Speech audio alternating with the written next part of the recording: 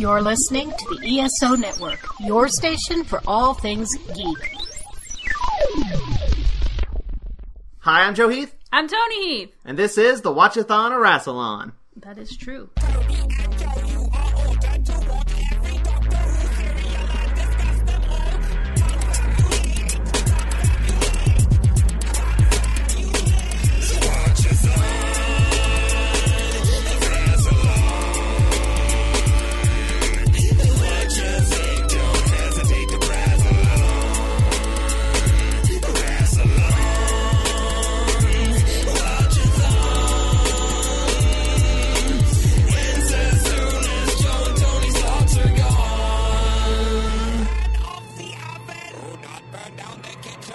Today we're going to be talking about the 5th serial of the 14th season of Doctor Who, The Robots of Death! Robots! Which consists of 4 episodes that aired from January 29th, 1977 to February 19th, 1977. True facts! And I want to give a special shout out to Bisexual Brigadier for purchasing this DVD for us. Thanks, Bisexual Brigadier. This is very nice of you. Yeah. But you can follow her on Tumblr at bisexualbrigadier.tumblr.com. And today we have 2 returning guests. Ooh. Yeah, double the fun. I'm going to go in alphabetical order by last name, which is it's also first name. We have our Ice Warrior expert, Ashley Raburn. Yay! I'm glad to be back. Hi. Yeah, hey. And we also have Wholanta person. That's it. That's official title. And book guy. Wholanta guy. Wholanta book guy. R. Alan Siler. Howdy. How's it going? Doing pretty good. How's it going with you guys? Great. Talk at the same time. Go. Yeah, we will. Oh, but we try to avoid crosstalk. Sorry. Yeah, doing well. How are you guys? Doing pretty good. Sweet. Yeah. It's a good time for Doctor Who right now. It is. Absolutely. Is it? I think so. No, I'm kidding. Might depend on who you ask. That is very true. So, since the last podcast that we recorded, there has been not 1, not 3, but 2 new episodes of the TV show. Our first couple episodes with 13. Well, full episodes with 13. Yes. She is great. Yeah, she is. Yep. So we're all agreed there. Yeah, basically. So what are your guys' like overall opinion of the show so far, the new show? Yeah, so my thing is that I actually haven't seen the second episode yet. Oh. Yeah, I know, I'm horrible. I think this is literally the first time I've waited this long to see an episode, and it has nothing to do with anything beyond the fact that I'm just I was out of town this weekend, so I haven't had a chance to watch it yet. But I absolutely loved the first one. I thought it was fantastic, and it felt very classic to me. In a way, I mean, there's something from Classic Who about the monsters in Classic Who, and there's this idea of like honor and these kinds of things in the races that you see, and you got this villain that came from this race that had their own kind of honor, this honor system that was much different than ours, perhaps, but it felt very classic in that respect. Now the way it kind of went around things was a little different, but my co-host on the Oncoming Storm knows this about me when we did it, is I love great Doctor Who adventure stories, space opera adventure stories, and some people just want, they want not just, but they want character development and all this, and I want companions running down corridors screaming. I'm with you on that. So I do like where it's going in that respect, in terms of what I've seen so far. I think the danger is, in my opinion, the Russell T Davies era got a bit soap opera-y. And I think that we have the danger of that happening again, especially with this dynamic between Ryan and Graham. The angsty, you're not my real dad, but I married your mom, so I kind of am kind of thing. In this case, it's grandparents. It's not, but that whole thing is such an overused trope as an excuse for character development or character launch pad, maybe. So I'm really hoping that they're not going to tread too far down that path. That it's not going to be like they're not going to belabor that whole point. But at least they have an outsider with them. which typically in the Russell T Davies era they never really did. They turned it into a triangle, and even in the early days of Moffat, they did that. And at least there's that outsider, and the outsider not being the Doctor, being another companion. Yes, but that's only until they introduce the romance angle between Ryan and Yaz. Well, fair enough. And that will happen. I'm saying episode 4 that's going to happen. Laying predictions. I wouldn't care for it. I kind of agree with you. I'm also not a very big fan of fridging Grace. Okay. Is it fridging if she comes back later in the season? Does it count as fridging? I mean, I think it still kind of counts as fridging. Spoilers for anyone who hasn't seen it. I'm about to talk about a certain comic book movie that happened recently. Does it start with a D? Yes. Deadpool 2 also did the fridging and then unfridging, which I feel like that's even worse because it didn't even acknowledge it as a trope, and Deadpool acknowledging tropes is like a thing.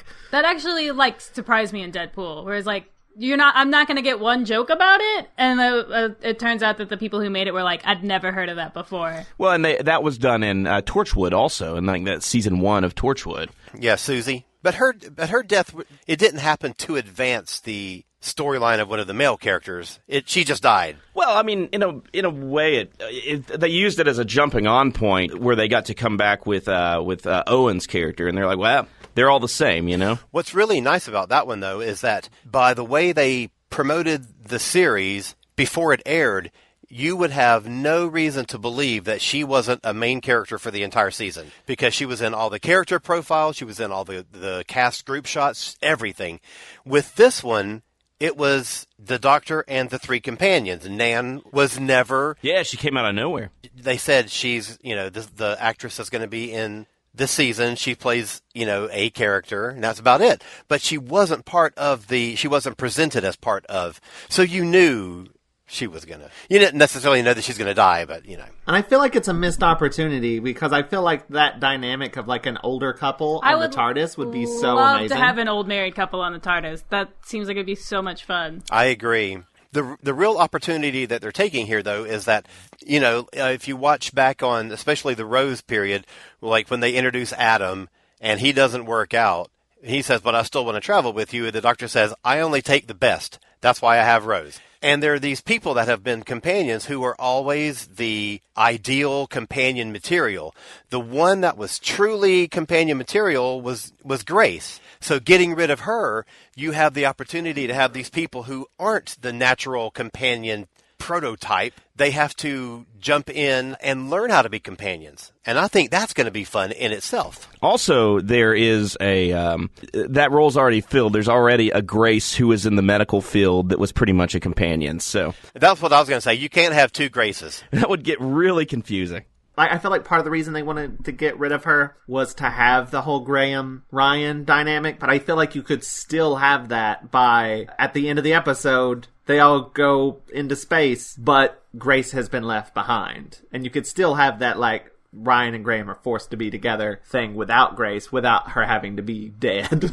Can I just say, I'm waiting for the moment that he calls him Graham Dad. Graham Dad? Yes. Or when the Doctor calls him that. If it doesn't come up, I'm going to be really disappointed. One thing that I really want to see, and I certainly do not want them to harp on the gender issue, but in this second episode, here's a spoiler for Ashley. In the second episode, she's speaking to something and she says, "Come to Daddy." And then she goes, "Nope, come to Mommy." They used to do that kind of thing with Dax on DS9, where she would have different gender ideas in her head because she had been, or the symbiont had been, in male and in female hosts before. How everybody would address her as old man because her previous host was a male. That I kind of like. And I wouldn't mind having the Doctor, switch her pronoun once in a while just as a mistake or out of habit or something. I'm waiting for the time she has to come up with a fake name and she's like, John Smith. Oh, no. Right, I hadn't thought about that. So another aspect of the show that I am super, super excited about is the new composer, Sagan Akinola.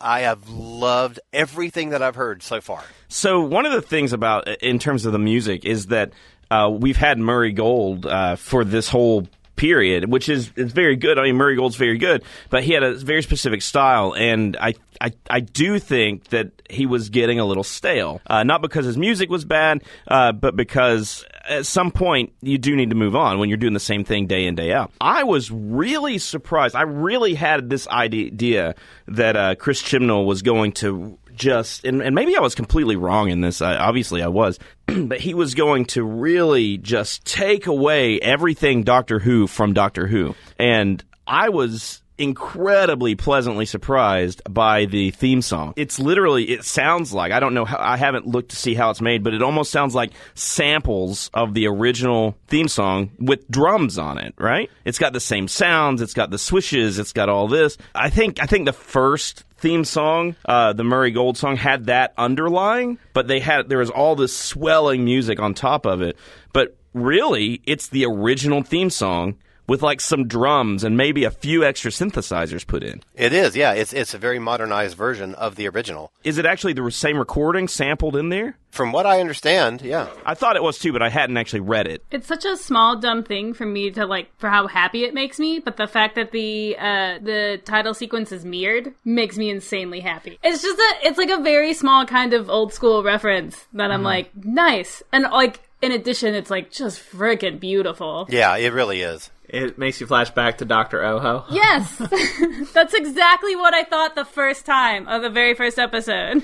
I also love the fact that they put the middle eight in it. And, I mean, that's my favorite part of the Doctor Who theme song. My favorite version of that is actually the 7th Doctor theme song, where they do this incredible version of the middle eight, and it was great to hear that being put back in at the beginning. I mean, it's part of the song. It's not just like, it might be at the end of the show because it needs to be a little longer. Like, it really did that. It was fantastic. I love that middle eight. We should probably start talking about Classic Who right about now. I do. As much as, like, I don't think any of us have really had a chance yet to talk about the new stuff. I do want to say I think it's gorgeous. Yes. The casting is great. I am looking forward to having an episode not written by Chris Chibnall, though. I want to see other people bring some stuff. This next week is a new writer, which I'm very excited about. Same. There are still some little Chris Chibnall issues I'm having, but not as bad as I was expecting. I feel like all the right choices are being made,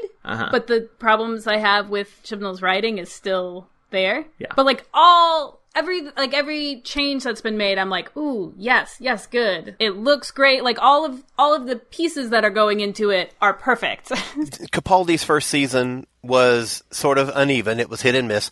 The second season, though, was just a rocket ride. It was amazing.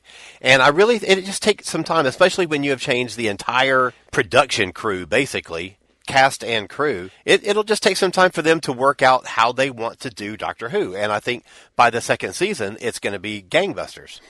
Let's hope so. That'd be awesome. And it does feel so classic. It feels way more classic than I thought it was going to feel. Let me say that. I totally agree with that. I really appreciate that. And I don't know yet if it feels classic the same way that like Russell T Davies era felt classic. Early Russell T Davies, like when we're first seeing it and experiencing it, or if it feels classic because it actually is. I'm not sure. I will say, you haven't seen the second episode yet, but the second episode feels very classic. It reminded me a lot of Keys of Marinus. So. Yeah. Well, Ashley, go watch it now, and then we can talk about it before Robots of Death. We'll wait. Yeah, exactly. We'll just sit around. Well, I guess you guys will be up to that in, like 5 years, 6 years, something like that? So just bring me back. Make sure you've watched it by then, and you'll be good. I will. But yeah, let's Robots of Death. Let's do it. Let's talk about some classic Who. Robots of Death. Let's talk about episode 1, which I have 2 titles for. The Sandstorm of Death. Sure. Or Chub Rubbed Out. Oh, dude. Why? Because Chub gets rubbed out. Let's just start with the fact that somebody has a cruel sense of humor to name him Chub. I mean, how do you take him seriously anyway? It was a thing, right? I mean, George Lucas had Porkins. George Lucas has a whole series of problems, let me tell you. Elon Sleazebagano? He created a character named Elon Sleazebagano, but written by Chris, I don't know how you pronounce it, Boucher, the Booch. You're the one with the Joe facts. Who wrote the last serial, which was very good, Face of Evil. Is he still alive? Chris Boucher is apparently still alive. Oh, okay. Well, we should get him for Hulanta. Done. He wrote 2 solid serials in a row. That's pretty impressive. He basically full-on introduced Leela. Yeah, definitely. They weren't sure if they were going to keep her on as a companion. So by the time they decided that, it was kind of late in the process, and they asked Chris, will you please write her second story, because there's no time to create and distribute a character bio for other writers. So just write the second one also. And he's like, okay, yeah. Joseph, I'm looking at your notes, and they start with a very local reference. They do. It just says Ruby Falls. And if you're not from this area, that doesn't mean anything. Yep. Ruby Falls and Rock City have a very certain aesthetic that is this planet. I mean, it's caves with gel lights over it. You're right. You say that, and I'm like, holy crap, you're right. You say Ruby Falls, and I think about this, and I'm like, you're right. They probably filmed it there. Except for the sandstorm that was just constantly going. I don't remember that at Ruby Falls. It's been a while since I've been there, so I don't know. I was there recently. There was no sandstorm. Just fact check, confirmation. I really want to know what the rest of this planet looks like. Is it just like a sand planet? Is it like tropical everywhere except for in this one part of the world? I want to know how many other companies run sand miners and stick them out in this place. And, I don't know. Is it like the deadliest catch? Ooh. Oh, man, can you imagine a reality show on one of these? Especially when there's all these murders going on. That's good television right there. Sand miners. Do we know the name of this planet? I don't even know if it's ever mentioned. No, they never name it. The neat thing about this story is there's like little references to other things. This is actually, if I'm not mistaken, and Alan, correct me if I'm wrong, but this story actually connects. This is the connecting point to Blake 7. Kind of, because Chris Boucher went, I think, from here to be the script editor on Blake 7. But Caldor City is mentioned in this, right? Yes, it is. And Caldor City is in Blake 7. Isn't there also a Rassilon uniform in Blake 7? Like, that has the seal on it? I think from the... It was when it was from the Revenge of the Cybermen. Yes. But there was in the audio series Caldor City, they got Chris Boucher to write a couple of episodes of that. The guy who plays Ivanov and the guy who plays Poole came back and recreated their parts. And Chris Boucher wrote in a Blake 7 character that he had written in Blake 7. He wrote it into Caldor City. So now there is this big connection between the two. Oh, but he also, I tell you, in Caldor City, he also wrote in the Fendal because he wrote that one too. So the Fendal are even in Blake 7 by roundabout means. Why are you scrunching up your face? Do you not like well, that? Here's the thing. I eventually want to consume all Doctor Who media possible. Does that mean I'm eventually going to have to watch all of Blake 7? I mean, it's great. You would want to anyway. It's fantastic. In fact, I have not watched it. I've watched the first episode, and I intend to do a watch through the whole thing. So, hey, let's do a podcast together. Let's do it. Woo! Watch-A-Thon spinoff. Right on. Is there anything in Blake 7 that rhymes with a thon? Avon. Avon, there you go. Perfect. One of the main characters. All right, there you go. Avon-A-Thon. Oh, yeah. You can have the Avon-A-Thon. Let's do it. I love it. Blake 7 is super fun. It was created by Terry Nation, and they almost had the Daleks in it, and it was taken out at the very end, very last second. I gotta say, saying that it's written by Terry Nation isn't like a huge selling point for me. Hey, come on, man. That man had imagination. He didn't know the difference between solar system and galaxy, but he had an imagination. Told the same story 5 times. But in different ways. With different characters. He just knew when he had something good. So those robots of death. Yeah. Robots of death. Shoot, you guys. So, this serial is an amalgamation of like 3 different pop culture references. Dune, which is where the sand mining comes from. Isaac Asimov. I've never read or otherwise consumed any kind of Dune media. Oh, you are missing out. I've seen the movie and the miniseries. I haven't read the book. The book is phenomenal. Well, there's about to be a new role-playing game, too, so there you go. Ooh. So you can just dive right into that world. Right in. You can just experience it. Sandworms and all. So you got that aspect influencing this sand mining part of this serial. You've got Isaac Asimov and his like rules of robotics, which is influencing the robot aspect of the story, and then you also have Agatha Christie, which is influencing the murder mystery aspect of this serial. So they're just ripping off everybody. Hey, man, that's what they did at this period of the show. That's what It works, though. good storytelling is. Like, I'm gonna have a little bit of this, a little bit of that. I'll like mash it all up into something that's different and fun. It's not like they don't do that in New Who too. It's like, I don't know how many times there's been like an Alien or Aliens ripoff.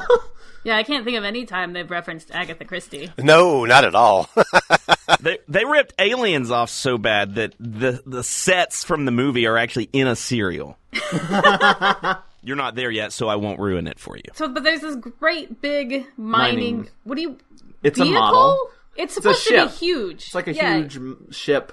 And I watched some of the documentary, and basically they were talking about like people who do go off on like fishing expeditions and stuff like that or whatever. Or maybe, I don't remember, but like, yeah, they would have like nice accommodations because they're going to be out there for a while. So that's why like they're all the people inside of it are like, they are hella like fancy. lounging, and they are way fancy. Oh my gosh, there are some great outfits. The outfits. Okay, nobody dresses like they're on a sand miner. You know, like they're on a mining ship, but they're all like dressed for a cocktail party. Yeah, but like all the robots are doing all the hard work. They're just laying around playing like space chess and eating grapes. Well, it's like it's a bunch of rich people. Like, when do rich people actually get their hands dirty? That's the thing. That it was almost like almost like a cruise, but one of those like cruise to like see how the other half lives. They're like, I'm gonna pay and go work on a sand miner. That sounds fun. Oh, that's interesting. Because here's the thing: you've got this clear like class structure in whatever society this is. Yuvanov, who is the captain of this ship, is obviously not from one of the upper, the ruling houses, where these other people are, because they reference it a number of times. Zilda in particular is Zilda and her fancy family. So why are they working for him? How did they get involved in this sand mining business? He has said multiple times, he's like, I'll make your family rich again. For Zilda, yeah, but is that for all of them? I don't know. It's up with any. Maybe they're all just some greedy mofos. They gonna just get want some money. more money. The captain, he's kind of just, it's almost like he's like, look, I just have to do this one last one, and I can stop doing this. But these people, it's like they're just there for fun. I mean, I hadn't thought about that, but you're right. They're just having like cocktail parties, and the robots are literally doing all of the work. Well, that's why you have robots. I guess so. That's probably why they're working for him. It's just cheap, easy money that's mostly automated. I mean, they're obviously, like scrubbing the deck and picking up any like trash that's on the floor, because this is the most pristine mining ship you'll ever see. I wonder if there's, in terms of writing this, if there was any thoughts going into this where they were kind of making allusions to the antebellum South, in a way. There's something similar there. I mean, we talked about the other things, but there's some cultural mashups there, too, where you've got the rich white people and then the servants doing this. And then, and that's kind of what the whole uprising's about anyways, in a way. Interesting. I would never have thought of that. How would you describe all of their outfits? The one I remember the most is the spiderweb mohawk hat. That was Toos, right? That was her name? Toos, yep. That's the one I remember. They're very like fancy space robes. Fabulous is the word you're looking for. And they all have face makeup that makes them look like those people who make themselves look like comic book characters. Oh my god, I was very close to like pausing the serial so that I could go get my eyeliner and do it. Like, it looks great. I mean, I'm going to do that as a cosplay. I'm just going to draw those lines on my face, and that's going to be it. Well, the interesting thing, though, is that those same contours, incidentally, I'm actually doing an art piece right now for Alan's book. Yay. And I did one of these robots. The contours of the robot faces are the same as the contours of the makeup. Yeah, I noticed that. This is obviously like a facial. It's not like they've drawn it on. Must be like a facial feature of these people. And so them having built robots, they build them in their own image. Well, I was thinking that it was more that it was makeup, but they built the robots in the image of the fashion. Okay, that's possible. That's kind of was my thinking as I was doing it. It's kind of like their perception of beauty, and then they make these robots that they perceive as very beautiful. They are some pretty fancy robots. Well, everything's very fancy on this. I'd love to see the budget for this. I mean, it really is quite elaborate for something in, when was this, 1970? 77, yeah. Yeah, so I mean it was quite elaborate, especially because you think about all those, there's at least 5 of those robots, and they're all fiberglassed and all that. That wasn't cheap. How would you describe the design of the robot mask, Joe? It's a very, very fancy Guy Fawkes mask. It's Okay. green. Some of them are green, some of them are black. They look kind of almost like marble statues. They look like very they have like sculpted. shiny cheeks. They don't look like robots. They look like, I don't know. To me, they look like marble statue. Yeah. Like somebody made a marble statue mask and just... Well, it looks very much like they're trying to make them not look like robots. You know, they're trying to make them pass as people, and it comes close, but not quite. I think the robots look amazing. Their costumes are fantastic until you get to their feet where they look like they're walking on sticks of butter. But, you know, when you see close-ups of Dask's feet, he has the same boots. So they all, except for probably Toos and Zilda, they probably all look like that. I always just thought they were really big Kiss fans. Yes. Apparently, on the documentary, the woman who did the costumes and everything wasn't that worried about the feet, and the director was like, I have a lot of shots where I can't reveal who it is, so I'm going to film their feet. And she was like, oh. And he's like, I want, like, silver feet. She was like, oh no. So like she like made these like silver things that they could like put on there, and every time they'd walk they would just like fall off, and so she's like furiously stabbing like pins into it to keep it on. So that was a last minute thing because the director was like, I want to film their feet. He's like, I could film their back, but I want to film their feet. In the TARDIS, Leela is furiously concentrating on a yo-yo, and that's because she thought she was doing something to help. She thought it was making the magic happen. The magic of the TARDIS was instrumentally part of the yo-yo. And the daughter's like, no, I just thought you'd have fun with it. I thought you were having fun with it. She's like, no! But also, he's like, it's not magic. And she's like, yeah, you're right. I remember the whole last serial. You told me about science, I know. And then we get like a really amazing mind-bendy explanation of how the TARDIS works. Yes, I love it so much. One of the greatest scenes ever conceived for Doctor Who. He gets 2 cubes. Why has he just got cubes hanging out? For this reason. Right, just in case anyone ever asks. How does it work? And he's like, which one's bigger? And she points to the bigger one. And he's like, correct. He puts the big one on the TARDIS console and moves the other one closer to her. And he's like, now which one's bigger? She's like, it's still that one, you idiot. And he's like, but like it appears bigger. And like, what if you could keep it here and then like, but keep that one there, but like, put them together. Just when that scene was happening, I was like, I guess? But she gives him this look like he has lost his damn mind. And it's one of my favorite Leela moments ever. She just looks at him like, that's the stupidest thing I've ever heard. Yeah, I think she said something like, that's silly. And he's like, that's Time Lord technology that was amazing. Like, no, it's silly. I'm really disappointed that we hadn't gotten to Leela by the time we met her at Hulansa. Because it was like, cool, but I was like, I haven't gotten to her I yet. don't really know who that is. Yeah. So now it's like, in retrospect, I'm like, that was a cool experience. I really think she's one of the best characters of Classic Who. She's one of the best character concepts. She was written well, had a great actress who understood the character. I just thought all the pieces just come together for that character. I'm really enjoying her so far.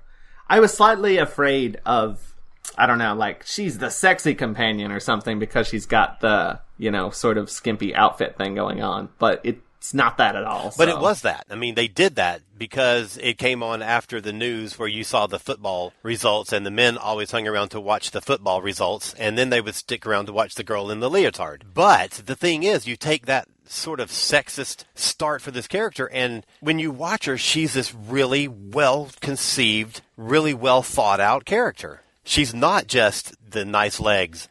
She is a great character. I've been really enjoying her so far. Mostly just because, like, I like her attitude of, like, but can I kill it? There's no other character like her in the whole 55 years. That's something I actually really like about this serial specifically. I mean, yeah, you could easily sexualize Leela but they don't. This whole serial doesn't have any real sort of, like, romance aspect.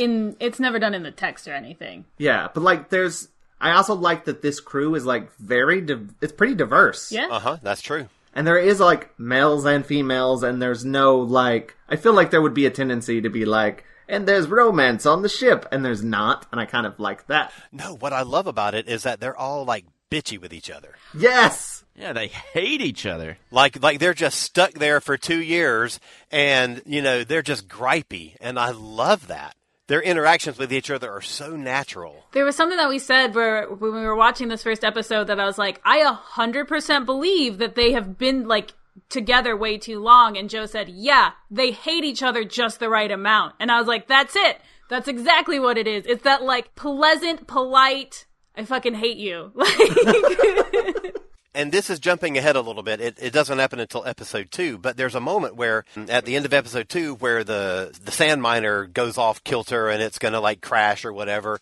And they're in this, emergency situation, and Poole and Toos are talking to each other over the intercom. And he's like, what's going on? What's going on? And she's like, the motive drives have just completely crashed and everything's in danger and blah, blah, blah. And he's like, okay, well, I'm going to go do this. Try to hold her steady.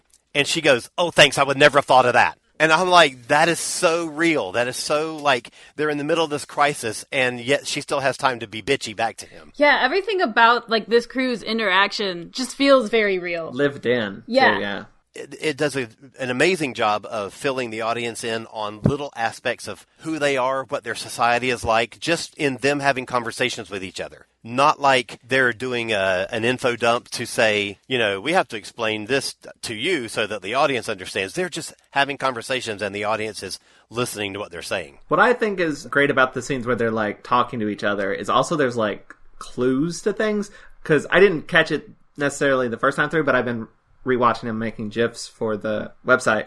Whenever they're talking about robots, and one of them's like, I'm a robot racist, or whatever.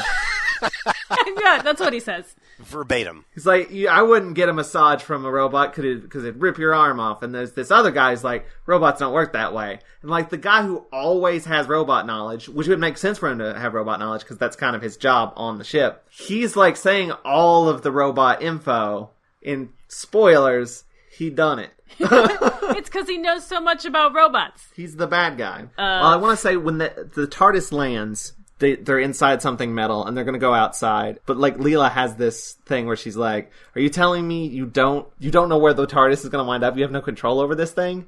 And he's like, I have control over it 9 times out of 10, 7 times out of 5. Listen. And then that leads into another great bit where they're heading out, and she's got the weird ball gun from Face of Evil, and he's like, "Don't take it. Weapons are bad. I don't like weapons." And he's like, "What was it?" He said, "If people see that you don't mean them any harm, they won't hurt you," or something like that. Which is terrible advice. But he's like, well, he says 9 times out of 10. I like that little callback. From what I've gathered from the mighty Boosh, is that he writes great dialogue. Super witty, super clever and good. But one of the robots goes all red eyes. It's kind of like a glittery effect. It's mostly effective. I want to say it's color separation overlay and not an overlay, because it seems to move the right way. Here's the thing. It appears where it needs to, but also it bleeds over onto things that shouldn't be glowing red. It's probably a little bit of reflection, yeah. But one of the robots kills, I think it was the guy who was saying that he didn't trust robots. Yeah, the robot racist. Chub. Yeah, it's Chub. Chub. I mean, you gotta rub out a chub. Good Lord. I know, sorry, but the script wrote it, not me. I mean, Joe started it, so I know where I know where the blame is. I know. He flipped it, and now it's it means something entirely different. But yeah, there's something he's trying to get, and it's stuck, and he orders a robot to come pick it out for him, and instead it kills him. It strangles him to death. Which is particularly violent, I feel like. There's no zap and then the body's gone. Yeah, for Doctor Who, there are a couple of grisly moments in this story.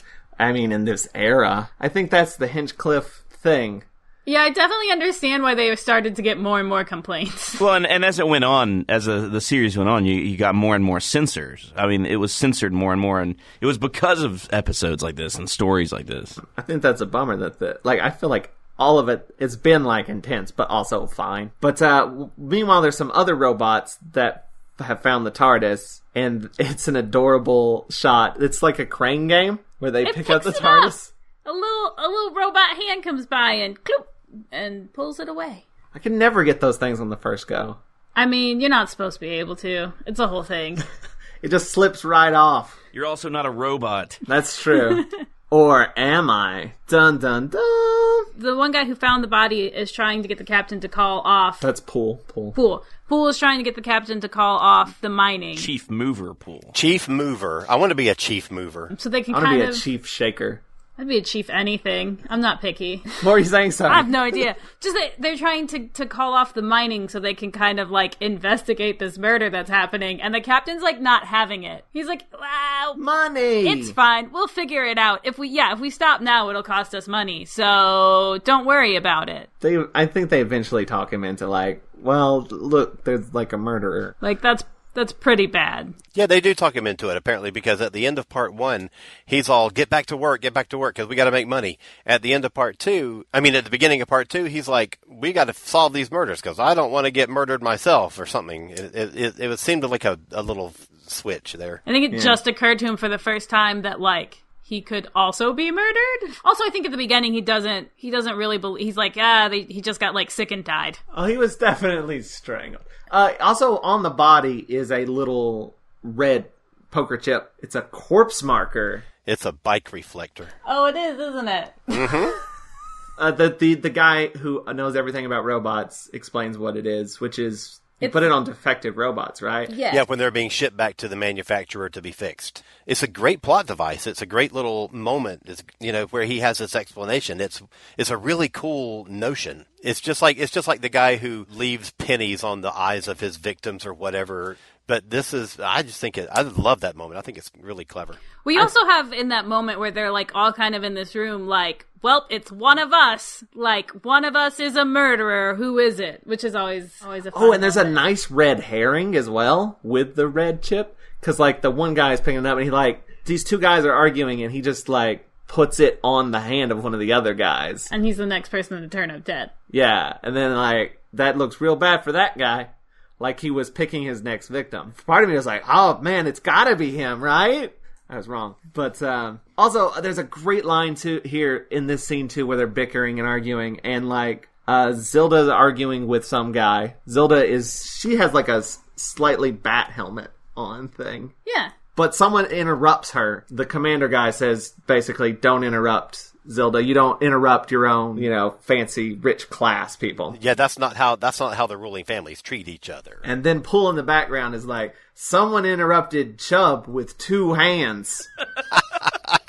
Too soon. They do have a little dark sense of humor about this whole situation, which is great. But I think there's something. I mean, that says a lot. You're talking about the bad guy and the way the guy that knows the robots is the bad guy and all that. But there's also something kind of suspicious about Pool because like he's going on like he's like, no, there's something else. We need to do this, and of course you find out he's something else as well. But so there is kind of this like cat and mouse happening too, and Pool's trying to move along a plot, not a plot in the story, but a plot in almost an espionage kind of plot. That's kind of this underlying thing as well, which is pretty cool as well. Yeah, there's a lot of moving parts going on. It's really good. Before we leave that scene too quickly, where they're all kind of grouped into that common room, and they kind of like split off to go do their thing, and that is Michael Bryant, the guy who directed this story, had done he'd done like 5 or 6 Doctor Who's before Robots of Death. So he was kind of an old hand at this, but there's 2 really, really interesting moments that I had not ever noticed before until I rewatched it for tonight. Everything they do is in the studio, except when they're doing the model shots are done at Ealing Studio, but everything else is done at the BBC TV Center. And so everything's in the studio. But he takes 2 shots where he does sort of like aerial, like overview kind of shots looking down on the scene. One is in the TARDIS when the Doctor and Leela are leaving and you're looking down onto the console room. And the second one is at the end of this scene where you're looking down onto sort of the center of the room as you watch these people disband. That kind of like aerial shot is really, really unusual for Doctor Who in this period. Partly because of the size of the studios and the constraint of the studio. You just don't normally have the option of sort of positioning a camera at that angle to get that kind of shot. So I think that he's really doing some interesting stuff throughout this story, but those 2 moments are the standouts to me because they're just so different from anything else that happens. I think there's one more aerial shot too where there's that like upper deck with the bridge. Yeah, the bridge. I think there's one aerial shot in there too. You're absolutely right. Yeah, there is. This whole episode is really well shot too. There's a lot of good framing. He's thinking in different angles than Doctor Who directors usually do. Which is weird because this is the time the BBC was really restrictive on what kind of things could be done in terms of the studio. A few years later, a director would be fired for doing something like this. Or not fired, but never asked to come back. It's those kinds of things. And because he was doing really creative things, but he broke the rules of the shooting. And the same things here. Like, it was a big deal to do things like that at the BBC. The Doctor and Leela kind of get out of the TARDIS, they go exploring, they get picked up by the robots. The robots sort of take them to like a holding cell. Get interrogated a little bit. Yeah, so they can figure out what's happening with them. They find them and just assume, like, well, the commander assumes, oh, they must be the guy that killed, they must be the ones who killed Chub. Let's go back to work. Problem solved. Gets everybody back to mining. They're in like this waiting room and the Doctor sonics his way out and like, we gotta go find the TARDIS. We'll sneak back in here so they don't realize we've left. But then he finds the silo. These like silos that are filling up with the sand that they're mining. And then he finds another dead body. I don't remember his name. Chub 2. And he goes in there to look at the body and the door shuts behind him and starts filling up. This frightened me. It looks like they legitimately covered Tom Baker with some sand. Yes. Beans. I was concerned. Beans. Yeah. It does look like... Is it beans? It looks like beans. I always thought it was beans. If it wasn't beans, it missed a good chance to be beans. But that's the cliffhanger. That's the cliffhanger. It's the end of episode 1. He's being buried alive. He's being... Oh, that's a clever one. Alrighty. And, you know, it was just 2 stories ago that he was getting strangled and drowned. So this is a violent period for the show. And the Doctor's the brunt of it. So we're now into episode 2, which I have 2 titles for again. The first one is The Legend of Zilda. I like that one. Of course, that's an obvious one. That's good. And the other one is A Real Who Done It. Ooh. No. Thank you. That is the correct response.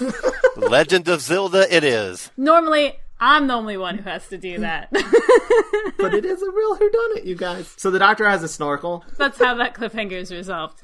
He has a little pipe that he pops up through the beans. And he blows a couple out, and he's fine. Oh, when the beans, like, do start, like, they go away, and he's, like, uncovered. He makes his hair is so flat, for one, which looks weird. And he's just so goofily happy. He's like, yeah. Didn't die. Aces. I was reading a thing today, one of the behind-the-scenes things, that Tom was not happy with that scene. He wanted to have a big action moment for the Doctor. He wanted to use his scarf as like a lasso and like swing himself to the door and kick it open himself rather than be rescued by the robot. Oh, that's not as fun. He's wrong. I saw something about that on the documentary. Not into as specific details of that, but Philip Hinchcliffe was like, yeah, apparently I don't think Tom Baker really cared for this serial altogether, the script for it. But he was talking about like he was wanting to do all these action things, and he's like, Tom Baker, I mean, he has a good idea, like every 1 in 10 suggestions. Like, I really like that idea of the companion being a talking cabbage. That was a good one, but the rest of them were the worst.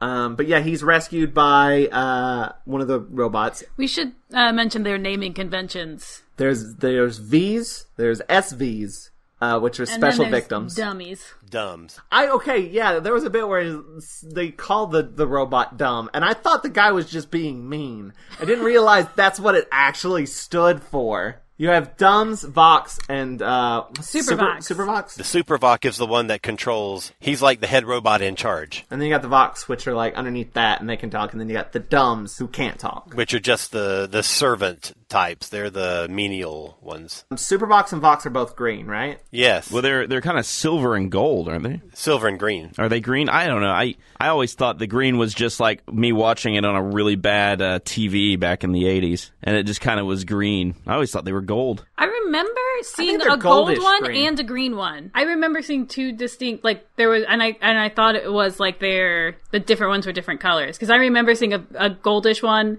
and like the rest of them seemed green. Because the Supervoc is silver, right? Sure. I'm now completely uncertain. Maybe I'm just really colorblind and I've never known it. They're purple, actually. But the dumbs are black, right? They're the black. Yeah. I mean, yeah. Best possible choice. The black, silverish, green ones. Definitely that one. So the black ones are the strong silent types. Wow, Doctor Who. You haven't done that one before. I didn't even think about that. Oh, well. I'm super looking forward to the next serial. Yeah, leave that racism behind as we move into the next story. Great. Okay, so the doctor is saved, but immediately is like taken away because, hey, you were with a dead body. He's pretty suspicious. Then Leela is like roaming around herself, following people, sees the robots take out the one dead body. She goes into this other room, pulls a curtain aside, and the guy who got the chip put on him by the other guy is dead. Is he Indian? I think he's Indian, right? Which, I said this serial is diverse, but the diverse people don't last. Spoilers. I mean, it's the 70s. I mean, it's a pretty high body count. That's true. That is Also. true. They don't go first, though. That's good. But, you know, none of them are called chub. So, if they had been, they would have been the first ones rubbed out. So Leela finds this... I'm gonna leave. So Leela finds this dead guy. There's a robot in the room with her, one of the dumbs.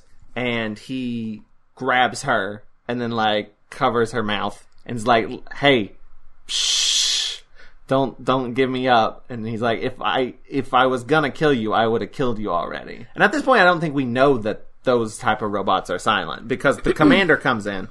Robots, like, I've basically got Leela. And then she's like, I'm not bad. I didn't kill this guy. Ask the robot. And then he's like, that robot is dumb. And that's when I thought he was just being mean.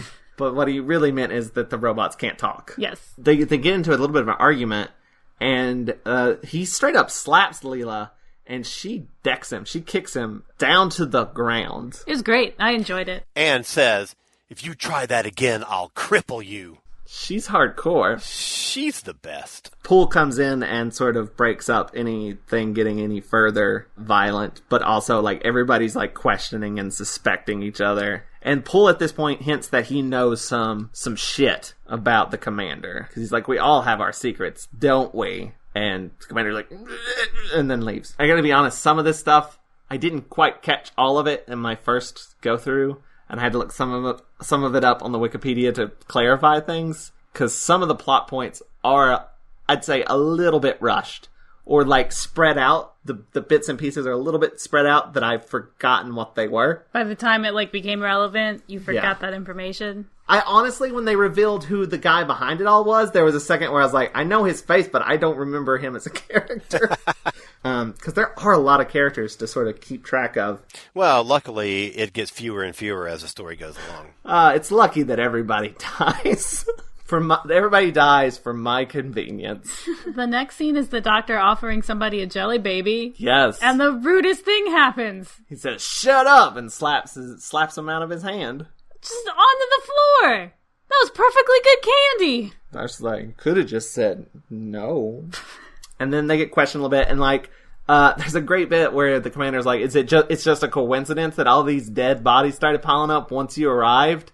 And the doctor just smiles for a second, and he's like, oh, I thought you were asking a hypothetical question. Yeah, it's just a coincidence. The dialogue is so good. The boosh. It's almost Douglas Adams level. So in that earlier scene with the commander and Poole arguing, there's a bit where, like, Poole says it could be somebody could be doing a double bluff. And then in this scene, the commander blames the doctor doesn't know what a double it. bluff is, and he has to have it explained to him.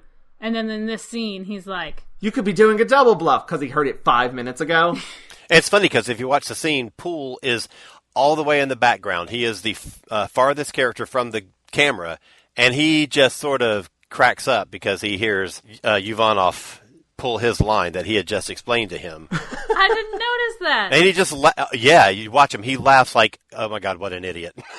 That's great. That's fantastic. So the guy who knocked the stuff out of his hand, I'm going to call him Lee Pace because he reminds me a bit of Lee Pace. Alrighty. I don't remember his real name. The doctor, insults him and says that the inverse ratio of... The size of the mouth to the size of the brain. The Lee Pace guy just smiles at him, walks over, and then just starts strangling him. And strangles him. Is that not the stupidest move you could make? And that's the same guy who put the chip on the other guy, too. He is not making things look good for himself. He's not making good choices. Everybody's probably tried to strangle the doctor at least once. It happens. Oh, man, yeah, there's this scene where the commander gets all up in Zilda's face about how he's going to be richer than her family. He is, right up here, nose is almost touching. Too close to her. There's too much touching. I seethe when I'm watching something where somebody's touching somebody and they clearly don't want to be touched. It's like a thing that it's, what's supposed to be happening, but it's so effective for me in particular. Mm-hmm. Or I'm just stop it! Ugh! I hate it so much. Then one of the people, we don't see who because we just see their feet, gives a robot one of the markers and says, kill Zilda. I think, actually, if you're paying close enough attention, you can tell who it is because he's wearing his clothes. Yeah, it shoots his feet, but you can see the bottom of his pants, and so you can tell what costume it is, sadly. If you're paying attention. I was not. I was not paying close enough attention to be that's that guy. Got it. I was just look at those weird butter shoes. So the doctor and Leela get locked up in these cardboard metal things. They look like they're cardboard wrapped in aluminum foil. I mean, sure. Bands. But there's one around, what? The torso and one around the neck? Yeah. And the doctor points at his own head and says, I'm thinking of ways to get out of this. I'm going through all the combinations. And Leela's like, how long's that going to take? He's like, 3 weeks. There's a lot of combinations. She's like, you're not taking this seriously. He's like, no, I am. I'm taking it very seriously. 3 weeks seriously. Poole comes in to talk to the doctor and Leela because he doesn't think they did it and sort of talks about what it could be. And the doctor has a theory that it's robots. And he's like, you can't be robots because Isaac Asimov says so. Them's the rules. Yeah, man. And then he's like, it's impossible. And the doctor says the same thing that 3 said in a previous serial, and also the opening to Jerry Seinfeld B movie, which is that bumblebees it's impossible for them to fly, but they do anyway. It's not impossible. They just use the wrong formula when doing the math. It's for a fixed wing instead of rotating wing. Mm-hmm. I Googled it one day because I had nothing better to do. It's not impossible. They just did the math wrong. But the doctor is rather fond of bumblebees. I don't know if Jerry Seinfeld is. Jerry Seinfeld's not a fan of a lot of things. He complains about a lot of things in his stand-up. But they get let loose and are going to go investigate things. They're going to go investigate Chubb's murder crime scene. And then that's when, the doctor's like, imagine you're in Chubb's position. There's this emergency going on. You need to get this package. What would you do? And he grabs the package and it won't move. And he's like, well, what would you do since it's stuck? And he's like, I'd call a robot. Huh? and the camera zooms in on his face as he has the realization. Yeah, he would have done a robocall. Oh, wow. Wow, that's brilliant. Oh, man, I love when other people are on here.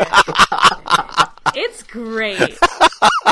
They call me out so you don't have to? Yeah. Normally it's just me and my disappointment. Zilda breaks into the commander's bedroom. He has a really nice painting on his wall. I just really like that painting. I thought it was her room at first, and I was like, she's got some sweet digs. But no, she's broken into his room, and she finds something out, and then gets on the intercom and is all like, he did it! He's the bad guy! He's a murderer. Yeah. And then she gets murdered. And the commander finds her dead. He has this kind of gross line. It's like, she might have liked me if I was rich. Which, it's like, you could have tried just not being an ass.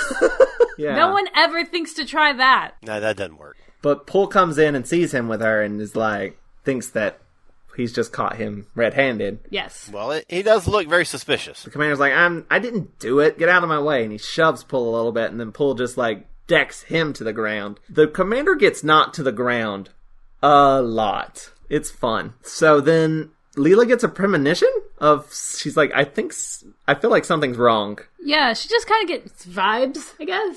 Is that a thing with her, or is that just this serial only? No, it's supposed to be like instincts. Animals sense danger before it happens. Exactly. Oh, okay. And then everything goes sideways. Literally. The ship veers and then everybody falls down. And then everything is like failing.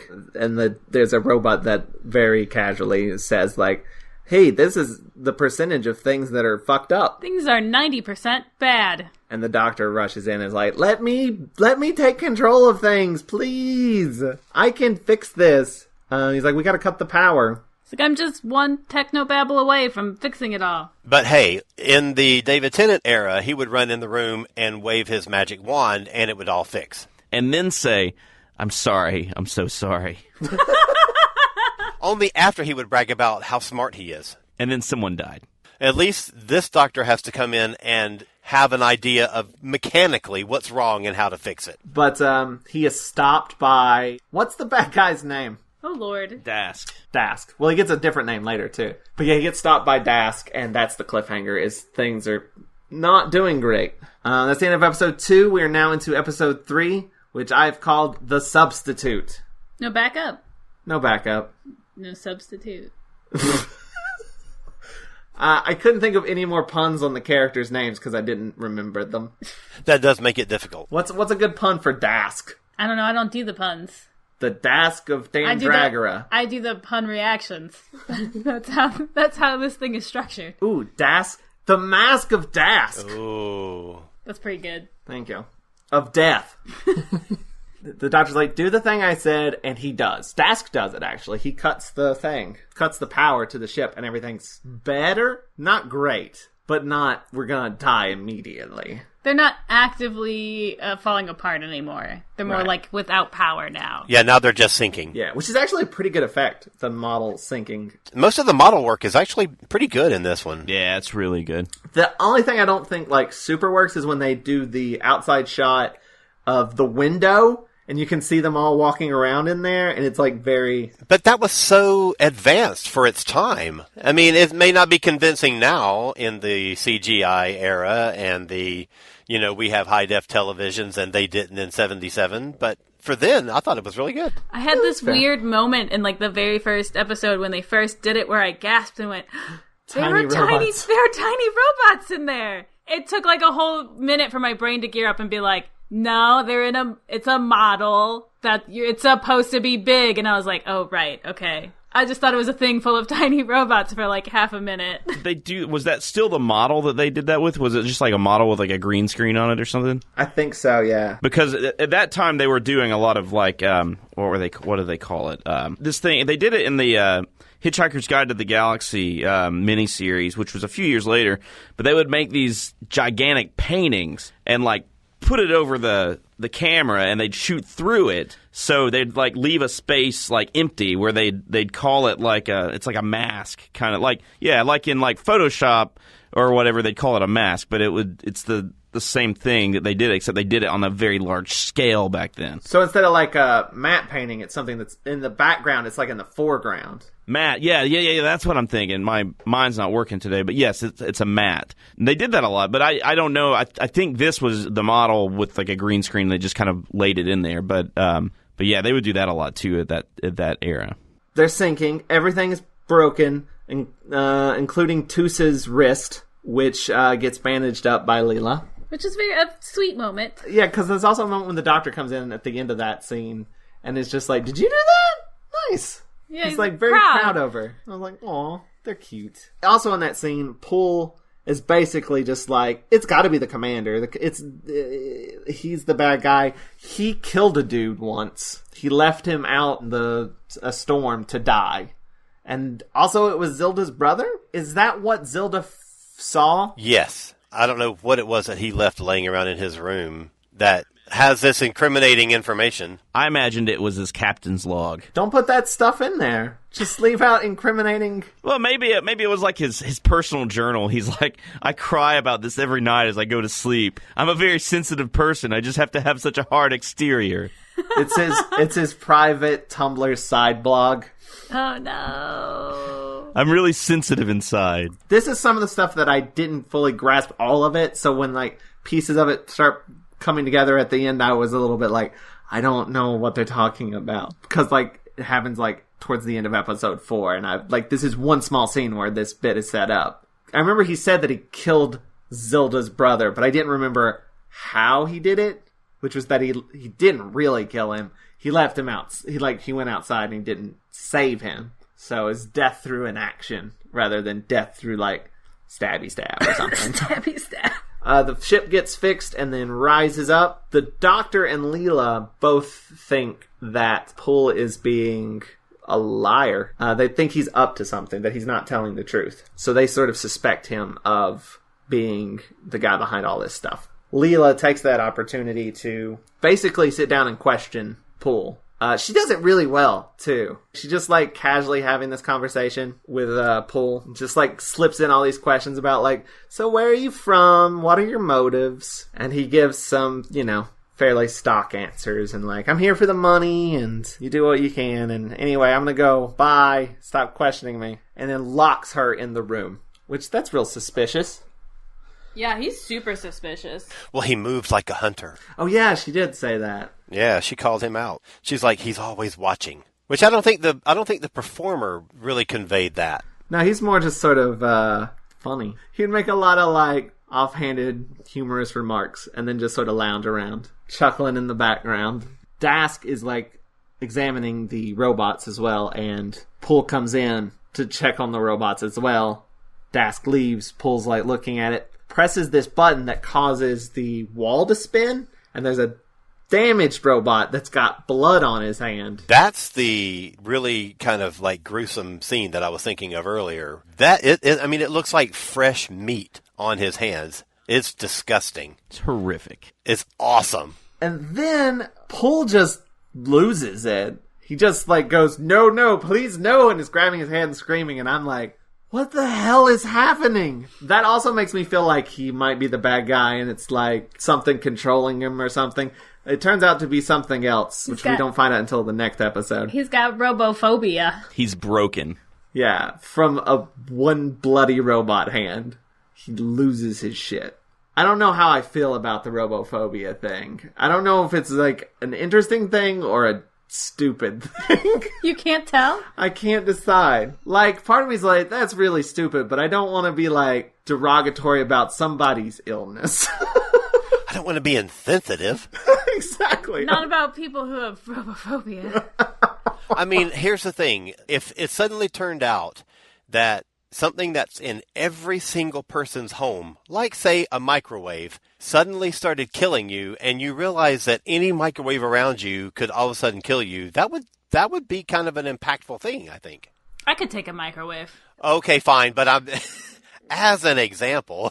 Maybe if it was like an oven, then I'd be scared. But I could take a microwave. Well, and I think the description of robophobia that the Doctor gives, it's something along the lines of when you realize these things that have these human features are all of a sudden doing these evil things, and you can't like separate that. And it's this idea that you think of it as an not inanimate, but a manufactured object, but all of a sudden they start killing, and it's horrifying, and sometimes brains can't deal with it. I think also it's the idea that they sort of occupy the space between like person and an animate object in a way that inherently makes people very uncomfortable. The Uncanny Valley? Yeah. And their design, like we've already talked about this, but their design, I get the impression they're designed to mimic the culture. They're designed to mimic the fashions of the culture and those kinds of things. They're so ubiquitous in this society. Everything relies on the robots. So when they become dangerous, that could be terrifying. Okay. How do you feel? I feel a little bit better about it. I just feel like the fact that he just saw a hand dipped in blood isn't. Like I don't feel like that's cracked. Yeah, I don't feel like that's enough evidence to go, oh no, the robots are evil. I mean, I guess there's been some building evidence that leads to that, but... And certainly, if he's the guy that someone has sent in to investigate this situation, he should be a little, maybe, sterner in his constitution. The way that the doctor explains it, though, it's that it's kind of like, it's something that was kind of like, he's always been kind of afraid of him. Mm-hmm. And, like, that is something that, like, triggered, like, an event. And yeah. Sort of thing. Yeah.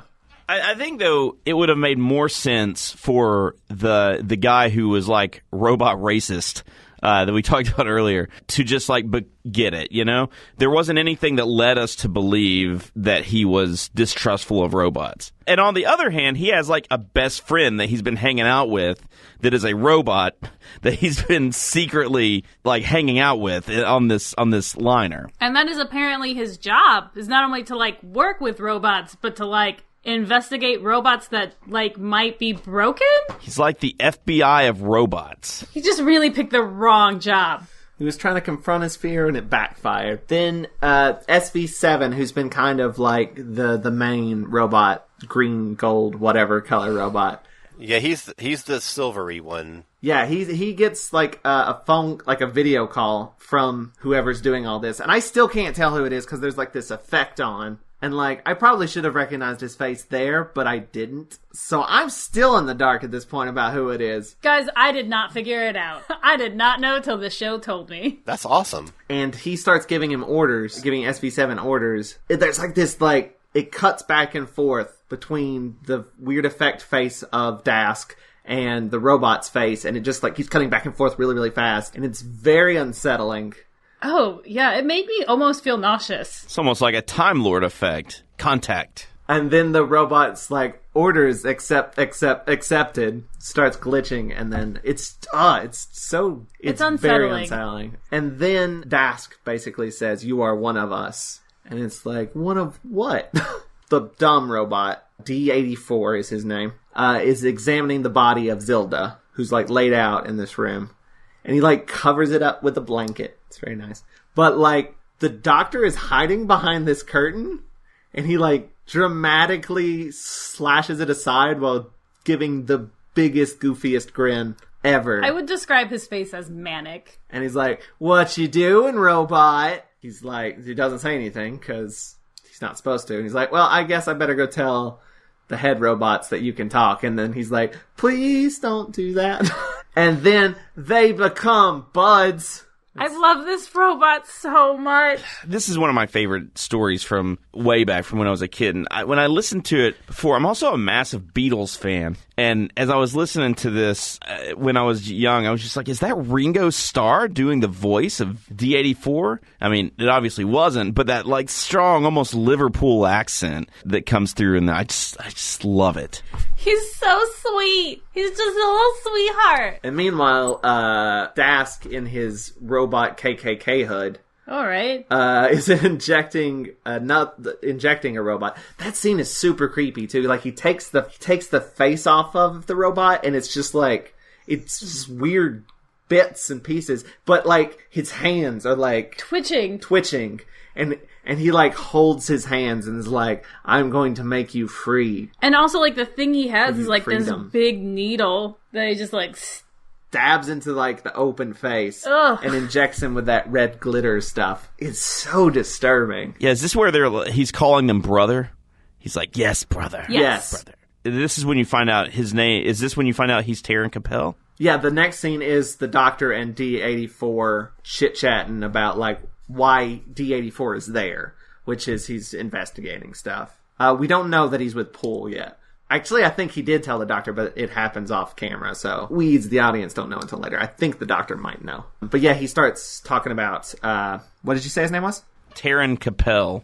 I want to sing it in the way that you sing Cruella de Vil. Yes! Go for it, do it. Right now, please. Let's see. I think every time I've been on this podcast, I've sang. It's usually the Haroon, yeah. I don't even know, it would be like, a Taron Capel. Taron Capel, if you're a robot, well, you're all going to hell. I don't know. But yeah, I don't know. Every time I hear it, I just hear it in the tune of that song. Beautiful, beautiful. That's one thing that I feel like might be a slight negative thing about this serial is maybe bring this guy up episodes earlier. Like 2? 2 would be good. Like at least a mention of him. Like it's kind of weird that it's dropped halfway through episode 3. Basically, He was a robot scientist, lived with robots. Was he raised by robots? Is that what was said? I think that's the indication, yes. Well, tell me this. How long, and it's only, I've watched this story for years, but it's only really occurred to me now. How long have they been on this mining vessel? It says that they're on a 2-year tour, but I don't know how far in the 2 years that they are, but it has to be a while because they're with the bitchiness. So that means that this guy has just been like hiding this for like at least like 6 months. At the very least, 6 months, and Poole has been there for 6 months, or 2 years, or a year, or a year and a half, or whatever. And man, these guys are really good at keeping secrets. On a small, it's not a huge ship. It's big, but it's not infinite. Yeah, and why did he choose right now? Is it just like he's getting all of his ducks in a row? Maybe they were towards the... I got the impression they were towards the end of the mission, but... I think they are, too, because when they're doing the mining scenes, they're really concerned about we're gonna end up going home with only half our capacity. And if they were near the beginning, they wouldn't be as worried about that, because there would still be plenty of time to fill the coffers with whatever it is they're doing. Well, maybe it's like they're going across a wilderness, basically, of nothing. They have enough supplies for that or whatever, so he wants to make sure that we at least get close to civilization again so he can get out. Well, that's the thing. I think the story tells us that it's towards the end, but the situation tells us it's probably somewhere like 6 weeks into it. Because in 6 weeks, you're already getting tired of the people, right? It's a small enclosed place. It's long enough to keep a secret, but not so long where you're kind of like... when's this murderous guy going to come out? So I don't know. That's never occurred to me until this conversation that, man, these guys were just kind of hanging out with these guys and had no clue who they were. The timing is a little weird. I'm going to have to rewatch it and, figure it out. Or look at the Wikipedia. One of the two. Nah, it doesn't tell you. So, but no one knows what this Taron Capel looks like. I like that. Like, in the future, where it's like, will you investigate this guy? We're not going to send you a picture of him. Well, the idea is that there wasn't a picture of him. Like, he had never been seen. And that was the whole thing. It wasn't the doctor saying, well, you got on here and you're not who you say you are. Yeah, because he's like, it could be somebody. He's like, no, it's not somebody because we know who all these people are. And he's like, did you ever think that maybe he's pretending to be somebody else? And the robot's like... oh no! And goes into a corner and is like, I have failed. My poor robot child. Aww. Toni loves robots so much. How do you feel about D84? I love him so much. You love him so much? Yeah. When I was much younger watching this, I always really wanted D84 to become a companion. It almost feels like they're setting him up for that. Well, and apparently what I've read this afternoon is that the guy who plays D84, he and Tom Baker, just struck up this amazing friendship, and he kept hoping that that's how it was going to go. I could be the next robot companion. At that point, he would have been the first robot companion. Yeah, Leela was only going to stick around until the end of this season. So just 13 episodes? 3 serials. So if he had gone on the next story with them, she would be gone after that and he would keep on. That's what he was hoping for. Yeah, and then K9 came on. K9. But could you imagine D84 in the Talons of Wing Chiang? With a hat, a bowler hat? I don't know, I love the idea of D84 as a companion. It felt like they were setting him up for that. What I would be kind of down for is a spin-off that's Poole and D84, as a detective robot. A buddy comedy, exactly. It could be 48 Hours, but with those two guys. Or Chips. Yeah, or they're it's a detective and his assistant, and they're doing noir-esque space crimes. Man, I want to write that now. That's just super fun. This one needs a good name, so we can add it to the pile. So we can add it to Family Unit and Agents of Web. And Agents of Web. The thing I think of is Poole and D84, but I was gonna just say Poole and D or D Poole. Dumb investigations. No, what happens next? You don't like dumb investigations? We'll get there. All right. I think we're up to the scene where SV7 comes into Toose's room. Is that right? and it looks like he's going to bend down and strangle her. But she wakes up, and she's like, her bed is like this like huge clamshell. I want that bed. I do too. Like she's Venus de Milo or some shit. Like, Oh, yeah, she's lounging the heck out of it. I like that, though, that like you see from the point of view of the robot, and you think he's going to strangle her. Then she wakes up, and he's like, "Oh, I have information." So you think she's going to get strangled, but it doesn't happen. But it kind of happens later. But he's basically trying to get her to go somewhere, and she's like, "Go get Leela for me. My wrist hurts." And he's like, "I will take you to the medical bay." And she's like, "No, bring Leela to me. Listen to me, stupid robot." He's like, "Oh, okay." The doctor is sneaking around in a hallway. We also see that Leela is like banging on a. She's still stuck in that room. I forgot she was stuck in that room at that point, and they cut back to her. I was like, "Oh right, she's still in there." We've had like 5 scenes without Leela, and I forgot that she was stuck in a room. But she's banging on it and yelling. But then we cut to the doctor like sneaking around. D-84 grabs him on the shoulder, and the doctor's like, "Ah!" And then the robot goes, "I heard a cry." And he's like, "That was me." And they walk a little bit further down the hallway, and he goes, "I heard a cry. That was me. I heard a cry. That was me." And he walks off, and then the robot stands there for a second and just goes, "I heard a cry." That is a good scene. Oh, I love He it gets more and more mad. And see, could you imagine that as like Doctor and Companion for like a whole season? That would be amazing. It's almost like, oh my God, our episode is 30 seconds too short. What can we fill it with? You say that. I know for a fact writers do scenes like that to pad out time. He says as a writer. I've been watching The Simpsons and listening to the commentaries, and they're like, we always do that like scene with like Bart and Lisa going like, arguing back and forth, like, "Are we there yet? Are we there yet?" And they're like, "We'll just pad that out if we need more time." Or like Kang and Kodos laughing, they just pad that out if they need to fill up more time. That's less and less of an issue now that there's more commercials and less time to actually do story. But back in the day, they did that a lot. But then this scene really made Toni angry. The head robot is like, meets up with the other evil robots and has corpse markers and is like assigning murders. And then like, "You kill this person, you kill Leela." He like specifically says the names, and he's got 2 left, and then he goes, "And I will kill the others."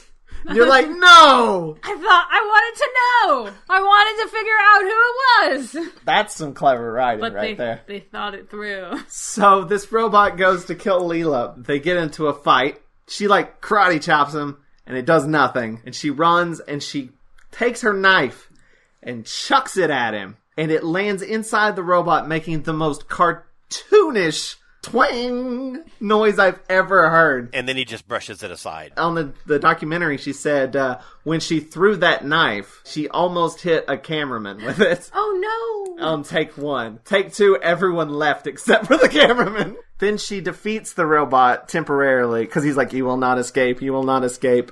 And then she throws a curtain on him and escapes. Why are robots so easily defeated by blankets? And stairs. I mean, I'd get confused if you threw a blanket over me. Are you a bird? Like, "Oh, it's nighttime." Yeah, as soon as I get under the blankets, I'm just sleepy. I just lay down and take a nap. So, the doctor finds the workshop that Dask has been using. Finds the big glitter needles. That is a good point. How long? So he kept his workshop secret for months. He kept the secret workshop on this pretty small. I mean, it's big, but it's still confined. And is it just like behind a wall? Like, didn't someone not know there was this extra space in the thing there? Had no one looked at the schematics? Hey, maybe we could use this room to get a little more space since we're so cramped. And they go in there, and it's just like a laboratory of dead robots. But also, if you look at the equipment, it's got the brand name on the side of the big thing. It's called the Laserson, the drill. If you watch the new version of Shada, when the Doctor goes into the TARDIS in like episode 5 or something, and he goes into the TARDIS workshop, and you see all these bits and pieces on the shelves behind him. One of them is that Laserson scalpel thing. Huh. Oh, nice. Yeah, so he obviously kept a memento from his adventures on the Sand Planet. So he's like, I found all this stuff. I need to talk to Toos. And the D-84 gives him a little microphone communicator thing. And he calls Toos and says, the robots are doing it. Get to the bridge or whatever. And we'll deal with this. And she tries to leave the room, but there's a robot right outside her door. He reaches in for her and she shuts the door on him, and the doors like close on his hand, and he's like trying to grab her, and she just starts smacking it with like this vase or something and knocks his hand clean off. Which sets up to the best scene in this entire He basically removes his arm from the hand. He leaves the hand behind. She doesn't knock it off of him. He just disconnects from it, which I think is really cool. He's like, well, I'm not going to get in, so I'm just going to cut my losses, my loss being my hand. So she calls the doctor back and says there's a robot outside, and D-84 is going to go help her. D-84, by the way, is like, I can go. I'm very fast. The doctor's like, okay. And he's like, great. I want to help. I love helping. He's very cute. Meanwhile, Leela has hidden from the other her specific assassin robot on that like turntable wall thing in the robot cupboard. I don't know what you call it. And then she finds Poole in there, who's hiding under a table, freaking out. He starts yelling, she's in here, like gonna give her up. And she's like, hey, calm down. Don't give me up. I'll leave you alone to be all weird in here. But the commander guy shows up at the workshop, sees the doctor, and is like, oh, this is all you're doing. You've got all this evil stuff. The robot walks up behind the commander, and the doctor's like, you should probably come over here with me, or you're going to get stabbed by a robot. And then he comes over there, and he's like, the doctor very casually is like, he's tracked us down by this thing or this thing, depending on which one of us he wants to kill first. Yeah, he's like, he's either here to kill me or you. Yeah. It's 50-50. I'm not sure which. And he just drops that line so casually. I love it so much. It's so hilarious. Like, he's just like talking about, normal everyday thing when an evil robot is like headed his way. It's like, I'm not sure which it is. We'll find out. And the robot comes up and strangles the doctor. And that's the cliffhanger. Dun dun dun. That's the end of episode 3. We are now into episode 4, which I have called Robophobia. Okay. You just got bored thinking of puns things or trying? Yeah, I gave up. It was too hard. Oh wow. Wow. The noose of Toos. I don't know. You know what? Robophobia is fine. Let's move on. Don't hurt yourself. So then the commander grabs one of the Laserson scalpel needle things and just jams it in the back of his head. Not the doctor's, the robot's head. And the robot's like, and has a power failure and falls down. Is this the scene? It might not be. I don't remember in what order they're coming. Is this the one where he's killed the doctor, and he gets the thing jammed in his head, and then he just goes, kill. That is so creepy. I love it. Robots repeating stuff is always creepy. Repeating things is creepy in general. Yeah, repeating things is creepy. Yeah, midnight. Repeating things is creepy. Repeating things is creepy. And sometimes repeating things is sad. Binary. No! Why would you? I'm sorry. I think the real question is, why wouldn't he? The robot gets the door open, Toos's door open, and comes in and straight up strangles Toos. Like, it was really... There's been a handful of stranglings. That was unsettling, yeah. This one was, like, the most It was, like, unsettling. from the robot's point of view, and, like, it went on for a very long amount of time. It was just filler. They were filling the episode. Yeah, let's stretch. We have to stretch. Let's stretch this scene out. Let's just strangle her for a really long time. She's being strangled in her own clam bed. Oh, man, later, too, because she doesn't die, but she has, like... Bruises on her neck. Yeah. Yeah, she got roughed up in this story. My next note says the doctor carries the commander. Why is he carrying him?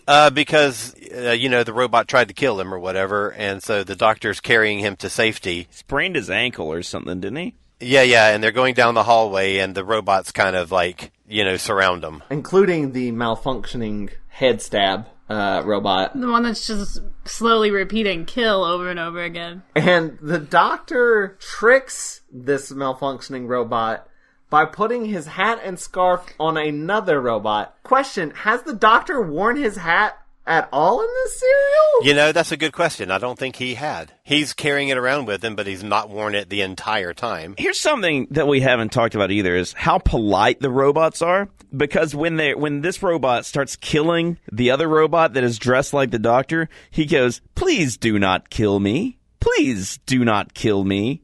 Please do not kill me." I mean, it's so polite. Very reminiscent of Portal. That's sort of chipper but deadly, like the It's me. the turret guns. Yeah. I'm surprised that worked, but it's But it's fine. It's funny. Okay, now there's a split in the scene where Toos is getting strangled. It cuts to the doctor and the commander in the hallway, and then they come back to the robot finishing the job on Toos, and the robot's got blue eyes. See, I always thought that they just forgot to use the... That's what I wonder, too. If it was supposed to be CSO, and the blue, I'm sure that's what it is. The blue was supposed to be replaced by the red glitter. Because back then they used blue screens for all those things, yeah. I didn't even really notice that. I didn't notice either, but that's probably 100% what happened. Is they just forgot to flip that switch. I thought she was dead, but she's not dead. She I was just gets up like, it got better. Well, the D-84 comes in to help her, and is like looking her over, and Leela comes in and it's like sees this robot over too. The best scene in the entire story. The best written scene ever. Picks up the hand off the floor and she chucks it at him. And again, super polite. Please do not throw hands at me. It might be one of the best lines in Doctor Who history. Absolutely is. Absolutely. I would have agreed with you until Eat My Salad Halloween. Well, I mean, it was one of the best until that. That's the most bizarre, weird... This is a very bizarre, weird scene, and that's what I love about Doctor Who, is the bizarre, weird... What are you doing? What are you doing? I mean, I'm here for it. That's fine. And I think that's what makes these robots so unhuman, because they don't know how to speak. Their lines don't make sense sometimes. I mean, I guess that makes sense. But, a human would be like, don't throw things at me. But the robot's so literal, it's please don't throw hands at me. And the same thing with the please do not kill me. It's these kind of things. There's a disconnect. They don't express the way humans would. Yeah, and I think that's what makes these robots so creepy. I like that it can be creepy, but it can also be funny. And sometimes both at the same time. Oh, it definitely is funny. I mean, that line is incredible. Also throwing hands is like an an expression too, right? Yeah, I suppose so, yeah. Is it? Yeah, I think so. I think so. It is. Of, like, I'm going to throw my hands. I'm going to fight you. You're going to catch these hands too. Tell you what. But, they quickly get it settled. Like, I'm not an evil robot. I'm here to help. But Leela and Toos are, getting away, and they hide inside of the hopper, the silo thing. Two robots come out, and they're like, we should search in here. And the other one's like, we already did that. And he's like, oh, okay. And they just walk away. Very lucky. Convenient. They couldn't have just ducked in here after we searched it. They're too literal. That's their flaw. They're robots. And then, I like Toos is like, robots can't harm humans. And Leela's like, and I can't harm robots. I tried. I threw a whole knife at one. Toos gets contacted on the communicator by SV7. And he's like, first off, he's like, who is this? And she's like, it's Toos. And he's like, where are you? And she's like, I'm at, and Leela's like, shh, what are you doing? And, then they realize that can't be SV7 because it asked who she was. And they all have voice imprints. They recognize everybody's voice. Right. Like my Google does. So, but they all do eventually get to the command deck. D-84 also brings in Pool, he's collected him from the robot cupboard. This is where we find out that Pool and D-84 are secret agent buddies. When he has Pool, by the way, he's like, Pool is broken. I don't know why. It's because he's got robophobia. And then we get the whole explanation of robophobia, and I believe this is also where we get the explanation of what happened with the commander. And because he's like, I saw this once before, and this guy got robophobia, ran out, and died. He's like, I tried to stop him, but it didn't work. So you get the whole story behind that thing. And robophobia is referred to as Grimwade syndrome, which refers to Peter Grimwade, who's the production assistant on here, who griped that every time he did a Doctor Who, it always had robots. That's wonderful. I love that bit of trivia. They get a call from the SV7 guy who's like, you've got 5 minutes, arbitrarily giving you 5 minutes to give up. Why don't they just, like, why do bad guys give good guys time limits? I mean... Just do it. Kill them. Just go do the thing right now. You know how many of your evil plans would work if you didn't have some ridiculous countdown? All of your plans would work if you didn't have a ridiculous countdown. Anyway. You've got no sense of style. I'm about results, Tony. You know, now that the scene we're talking about is back on the bridge set, it's so unusual to have, like, multi-level sets like this. You know, where you've got, like, stairs that go up to a second level in a scene that's, like, in a house. In the studios that they had were kind of small. It was unusual to have that kind of, you know, height. So it's really interesting to see the way that they've done that. And they have that, like, big display, too, that, like, has, like, computer readouts and stuff on it. It sometimes looks like it just looks like an error screen. But it does. That set has, like, a real sense of depth to it. It reminded me of the set from Planet of Evil. Is that the one I'm thinking of? Because they also had, like, multiple levels. And they had those, like, clear, those, like, see-through tables and stuff, too. Yeah. I think it was Planet of Evil. And there's another one, another Leela one coming up next season that's similar. I always really like shows that do something like that have, like, like their set design is different than you would imagine. Because, like, a lot of things are very left to right. Well, when the And, like, TARDIS got the glass floors, Oh, yeah. I thought that was great. I love, like, the lower level and the upper level in the TARDIS. They don't do that often enough. Like, Levin, just, like, underneath it, like... Fidgeting with stuff. Yeah. I love that. But yeah, like, in, like, Firefly, you've got 2 levels on it as well, like on Serenity. I love that. That's actually something I kind of liked about the apartment on Seinfeld, too, because, like, a lot of like, sitcom apartments are left to right, but, like, Seinfeld's apartment had depth to it. You had the living room up front, then, like, a dining room behind it, and then, like, his bedroom behind that. And it's very rare that you see that on television, like, depth. I like when set design has depth. If someone asked me, when you do your review of Robots of Death, what classic sitcom do you think will get referenced more than once? I would never have guessed Seinfeld. It's relevant both times. I mean, if I had to guess any TV show, it would have been Farscape. That one gets brought up a lot. I'm usually trying to fit one Farscape reference in there. This one's been your most forced one yet. Fair enough. So, this is when it's fully revealed that Dask is the bad guy. Cruella de Vil. Taron Capel. Taron Capel. Did you say Cruella de Vil? I did. I said time? Cruella de Vil. Now he has green makeup on his face because he's been SV7, right? He was dressed up like SV7. I think he's just got himself, like, roboted up. Yeah, he identifies more with robots than with people. But he's got the SV7 outfit on, basically. Because I think that's why. I think he was the one that was talking to. Yeah, I mean that's not why he's dressed up like that. He's dressed up like that because he's like, I'm a robot. I'm done pretending to be human, basically. Right.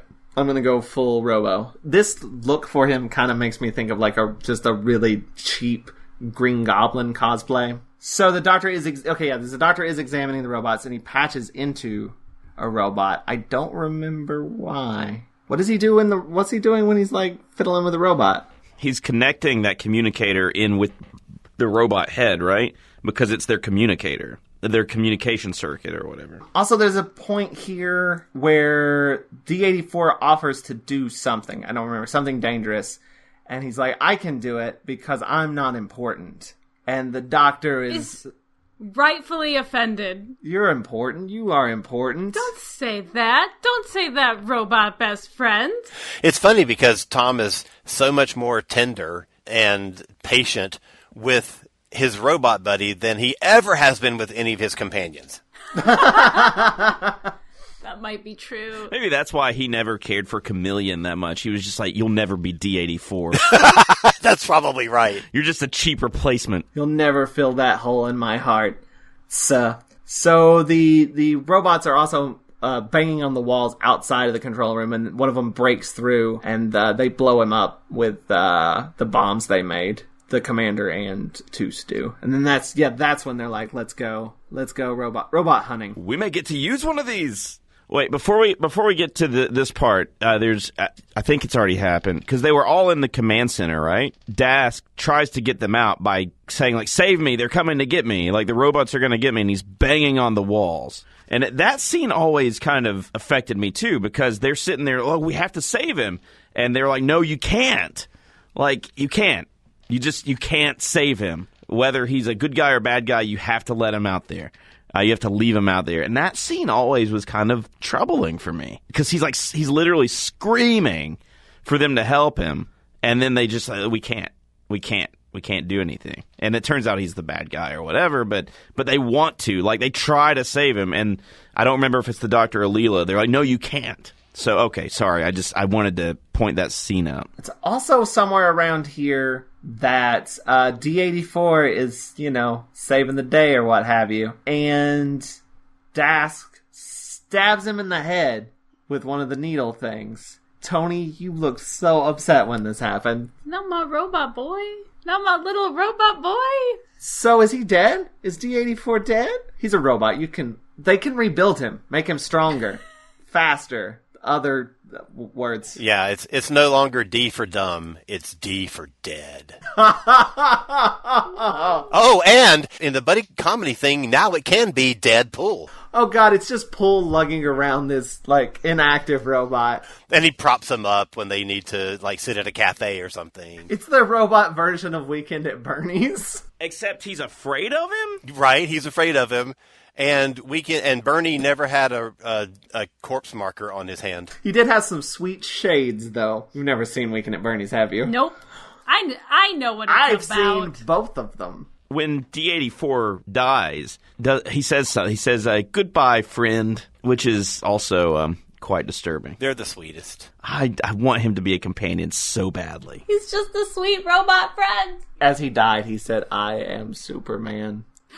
Let's just bring up all the sad robot deaths right now. All the things that make me cry. Let's just go ahead and mention them right now. Oh man, you know what robot death got me? The end of So Long and Thanks for All the Fish when Marvin dies. Oh yeah. Yeah. Why is that so sad? Because it's poignant and it's hilarious and it's poetic. It's everything all at once. Yeah. And because Marvin is the best. And it's the only time he's like, yeah, that's a good thing. It's the only time he said something positive. Okay, so D84 is dead. Dead. Dead as a Dalek. My poor robot boy. Dead in the head. Okay, so the doctor gets strapped to a table. Dask is basically being very villainous and monologuing while Leela is filling the room full of helium. His whole deal basically is he's starting the robot revolution, by the way. Yeah, he's going to free his brothers because they're all servants and they shouldn't be.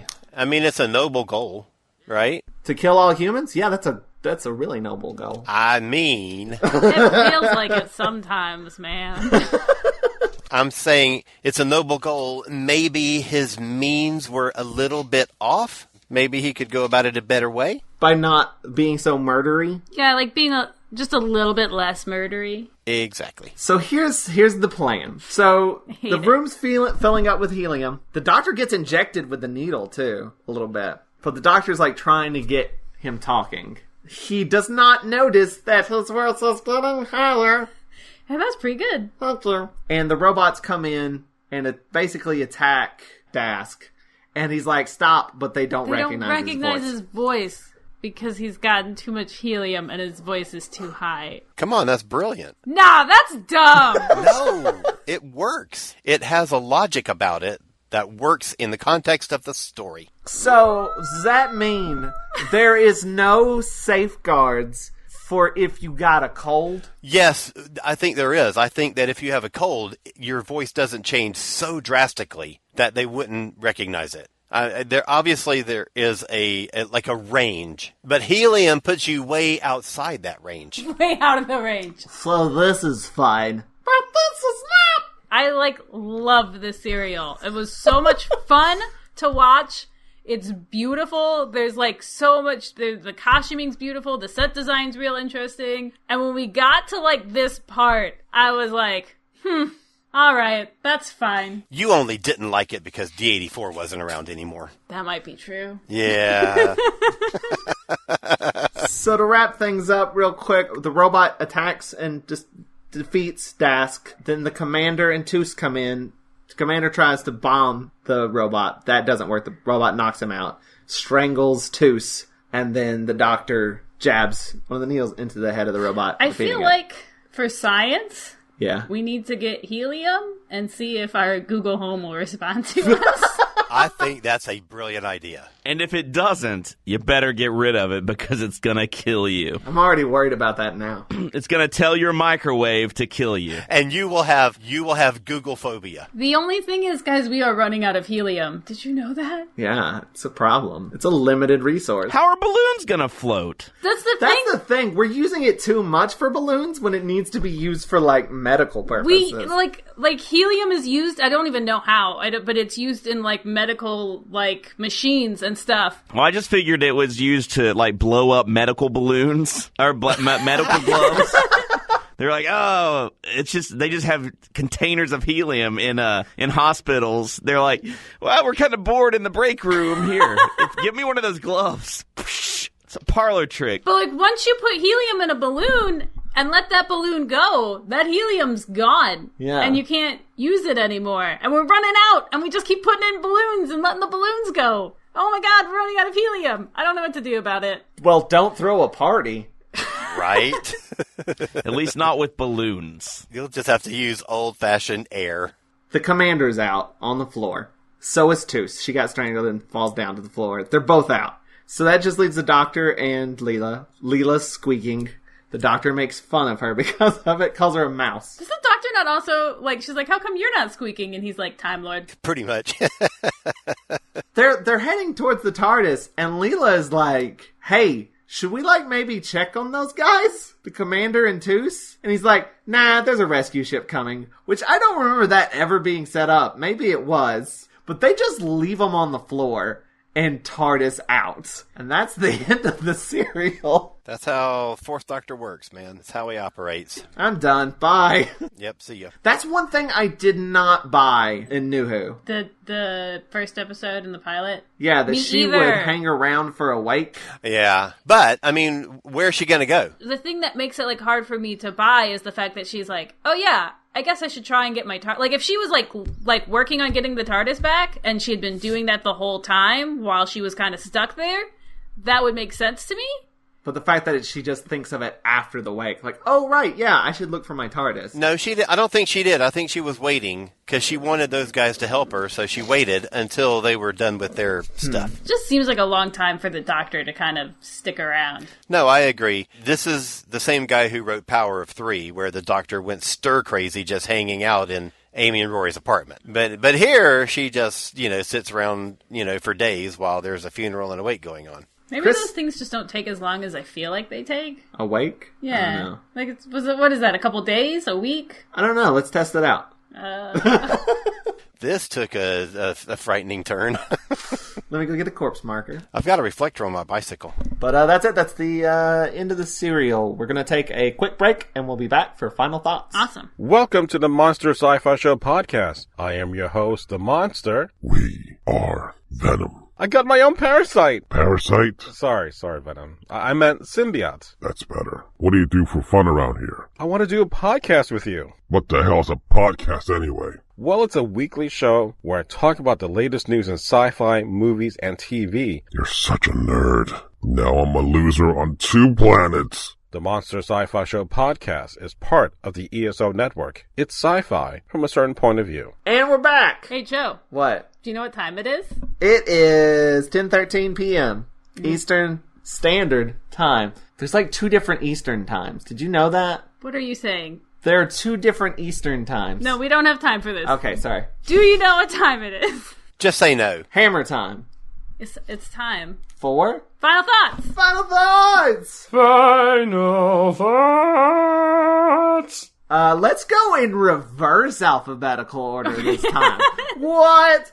Crazy. Alan, what are your final thoughts? I think this is one of the best serials from the classic series, if not the whole 55 years. It's got great really, really well-written characters, great dialogue. The cast is fantastic. It's got some actual suspense to it. It's got a robot with bloody, meaty hand. It's just, it's a product of a pretty well thought out society. So I think I love it. I think it's fantastic. One of my favorite Tom Bakers and certainly one of my favorite Leela's. Let's break it up since there's 4 of us. Tony, you go next. I think we're in such a good era of Doctor Who right now that I'm getting bored of doing my final thoughts because it's always like, shit, that was great. I loved it. It's almost gotten to be repetitive, like how many great serials we've had in a row. How many classics can you possibly have at one time? I have to say, again, all of the costuming was great. The robots have a really great look, and everybody's fancy sort of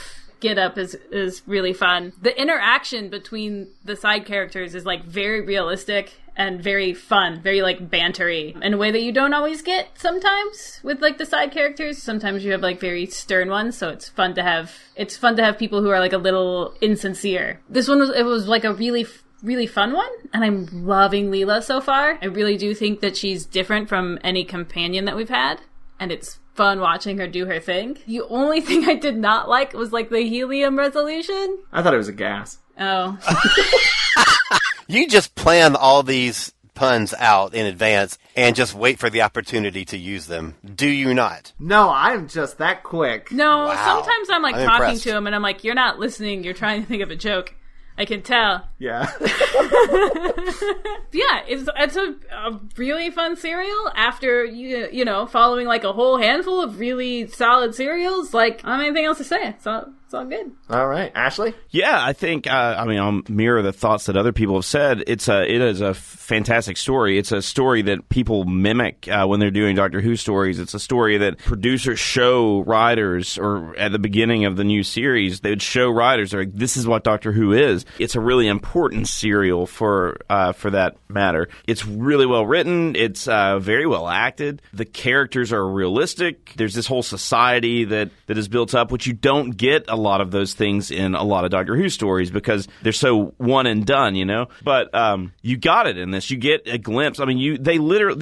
It wasn't. I don't think this was ever a plan, but it could have been a backdoor pilot for another series altogether. Dumb investigations.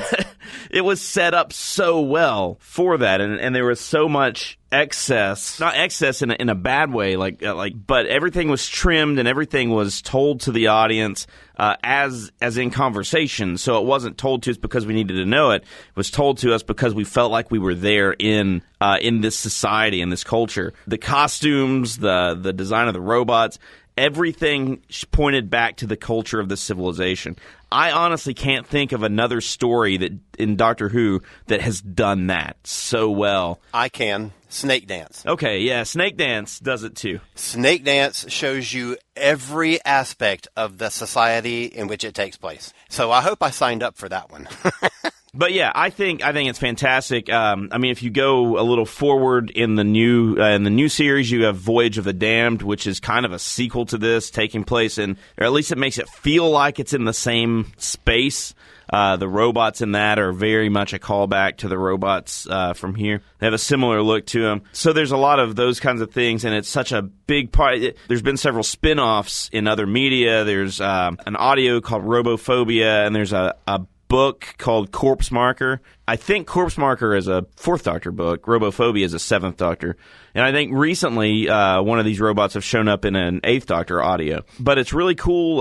They come back to it. It's such a vital part of Doctor Who history. And it's weird because it's this one story, but there's so much that comes to that. And that's my thoughts. Yeah. Actually, no, I hated this. What are you guys talking about? But yeah, there's so much that's happening in this serial. Like, they could have just done a thing based on Dune, or a thing based on Agatha Christie, or, you know, a thing with robots. But, like, the fact that you have all of these things smushed together gives you this unique experience, this unique story. It shouldn't all come together as well as it did. They're so disparate. And it's a testament to how well written this is, that there are large portions, and specifically in the first episode, that the Doctor and Leela are not involved in at all. And I am, like, super invested in it. Yeah, you're not, like, waiting for the scene to be over so that the Doctor can get here. So, like, the secondary characters are fascinating, and it's gorgeous. Like, the costumes are great. The sets are great. And, like, I'm super excited about Leela. She's been great right off the bat. And I'm going to say that's because of the Mighty Boosh. He has established this character. We're just making that a thing? Yeah, it's going to be a thing. All right. He has established Leela so well, and I enjoy this character a lot. And this serial not only has all this great stuff going on for it, but it also has the greatest explanation for how the TARDIS works. So, the inside-outside dynamic. So, this is top tier. I enjoyed it a lot. You know, I didn't think about it. I should have mentioned earlier, Pamela Salem, who played Tooth, who is fabulous, was almost Leela. She was one of the finalists. I think it may have come down to the two of them for the part, and they gave it to Louise Jameson. So they basically gave her this as they loved her so much. They're like, well, let's just have you in the next story. Oh, nice. That's nice.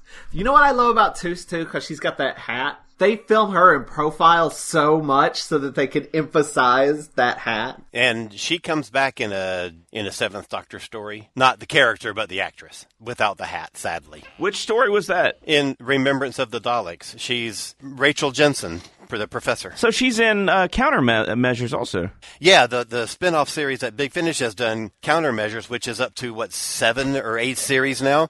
Yeah, that's her. She's wonderful. I love her. How many Doctor Who people do you think you've met? No, there's a better question to ask Alan. Like, how many Doctor people are you just, like, hanging out with regularly? And do you just have regular conversations with? Can I ask you, how did Rachel Talalay wind up at your house watching the new episode?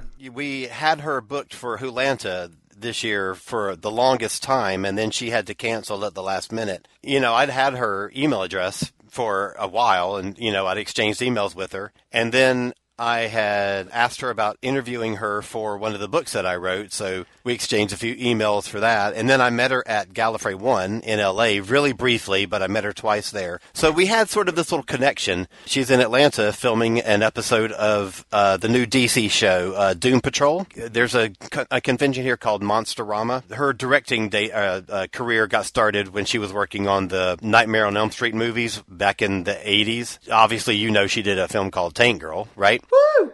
I know, right? So she had some time on that Sunday, and Monsterama, you know, basically brought her over. They did a Q&A. She did a little bit of a signing, like half an hour or whatever. And I asked the guy who runs the convention, does she realize that that's Doctor Who Day? And he goes, yeah, she knows. She's hoping she can find a place to watch it. So I was like, let me email her right now. And I said, hey, you know, I'm going to be at Monsterama this weekend, so I'm sure I'll probably see you around. But, you know, would you like to come over as soon as you're done and watch Doctor Who? I've got a house full of people that are coming, and we're going to have a little cookout.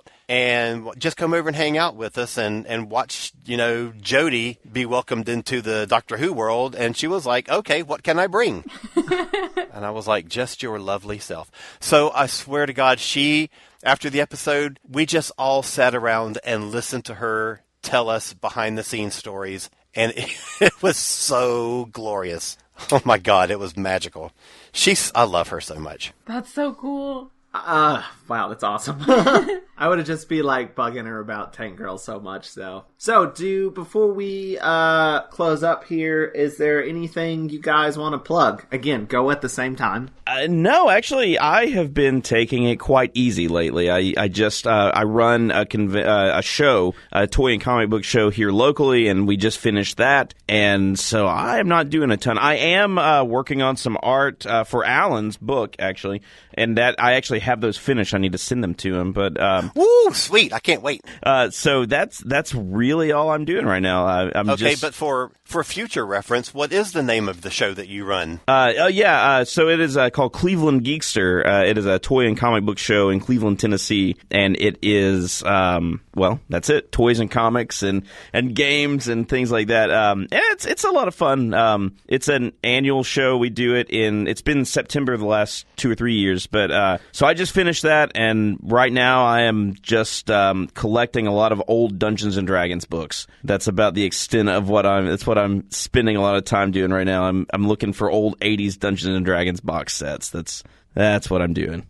And watching new Doctor Who episodes as I get a chance. Cleveland Geekster, doesn't Carrie help out with that? Yeah, Carrie. Ryan's my partner. And Ryan Fairchelly and Rob Alderman are my 2 partners with that show. Okay, awesome. I'm doing that too. Ryan and I are also working on a role-playing game called The Gun Belt. I call it Space Western, but I like to call it a Pistol and Planet story. So if you think of Sword and Planet stories, it's a Pistol and Planet role-playing game setting. Very nice. So check those out. And Alan, what do you got? Well, I've got a book that I recently put out called Children of Time. Oh, I wrote for that, too. That's right. The Companions of Doctor Who. It's an anthology. A bunch of different authors wrote a chapter each on 88 different Doctor Who companions from the television show, the audios, novels, and comics. Is there one for D84? Sadly, there is not. And then I'm currently working on an update of my first book, which was Doctor Who's Greatest Hits. It was like the top 50 best Doctor Who's, and I originally did it to tie in with the 50th anniversary. So this year's the 55th anniversary, so I'm updating it and expanding it. And Ashley contributed artwork for the first version, so he's doing an additional set of artwork for the second one, for the new one, which he has just told me he has done. Which I'm so excited! I can't wait to see it. Yeah, I just have to send it to him. Yeah, I'll probably send it to you tomorrow. Sweet, love it. And one day I'm going to finish. I'm going to actually get down to Empire of Ice. Dude, get it, because I'm ready for it to happen. A record of the Ice Warriors. Oh, nice. Yes. And also Wholanta, obviously, right? Oh, yeah. I run this thing called Wholanta. I forget about that sometimes. And I do the Doctor Who track for that as well. Ashley and I are so intertwined. We go there. So Wholanta coming up next May, first weekend in May. You can find us at wholanta.com, and we have one major guest so far. It's John Davey, who is one of the creature performers on the show, and he's been working since 2006. You'll see him on screen with the Jodie season, and is the only on-screen performer to have been in Doctor Who, Torchwood, Sarah Jane, and Class. And he is a fantastic guy. He's so much fun. Got some other guests that we're working on, so hopefully there will be additional announcements not too far in the future. Well, for us, we're just going to be doing more of this show and watching New Who. After the next episode, we will have seen all of New Who from Rose to Rosa. Oh, nice. But if you like this episode, you can check out more on Watch-A-Rassilon.com.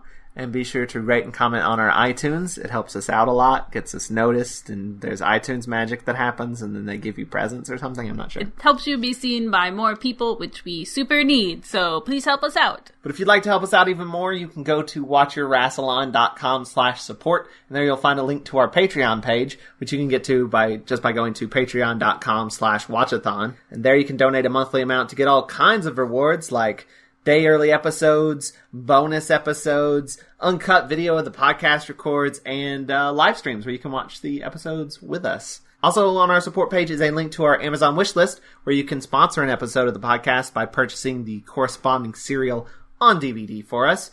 We'll mention you in the podcast and put your name on our Friends of Rassilon page. Speaking of, special thanks again to Bisexual Brigadier for sponsoring this episode. Hey, thanks, Bisexual Brigadier. I've watched all the special features. And again, we also want to thank Vincent E.L. for providing us with our theme song. Yeah. I'm not saying sorry, because last time I said sorry, I got scolded. You're like, how many times are you going to say sorry? Yeah. So I'm not sorry anymore. It just is what it is now.